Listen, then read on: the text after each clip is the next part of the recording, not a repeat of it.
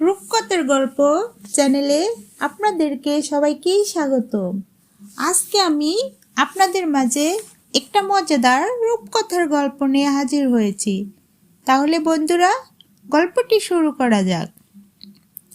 একদিন টুনটুনি পাখি একটা ছোট্ট তুলার দানা পেয়ে তার জন্য একটা নরম বাসা বানাতে চাইল। সে খুঁজতে খুঁজতে রাজার দরবারে গেল এবং রাজাকে বলল, টুনটুনি, রাজামশাই, আমাকে এক চিমটি তুলা দিন, আমি একটা বাসা বানাবো। রাজা হেসে বলল, তুমি আমি কি দিবে যে আমি তোমায় তুলা দেব? টুনটুনি বলল, আমি আপনাকে একটা গান গেয়ে শোনাবো। রাজা খুশি হয়ে টুনটুনিকে এক চিমটি তুলা দিলেন। টুনটুনি তুলা নিয়ে বাড়ি ফিরল। কিছুদিন পর রাজা আবার টুনটুনি বাসার পাশ দিয়েই যাচ্ছিলেন। তিনি বললেন, রাজামশাই। টুনটুনিকে বললেন, আমার গান কোথায়?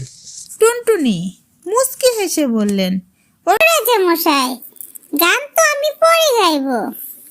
এখন আপনার অন্য কোনো কাজ থাকলে বলুন। রাজা এতেই একটু রাগান্বিত হলেন। তিনি বললেন, তুমি গান না গাইলে আমি তোমার তুলো ফেরত নেব। তখন টুনটুনি এক বুদ্ধি করলেন। সে মিষ্টি সুরে বললেন, রাজামশাই, আপনি অপেক্ষা করুন, আমি একটা সুন্দর গান তৈরি করছি। রাজা তাতে রাজি হলেন এবং চলে গেলেন।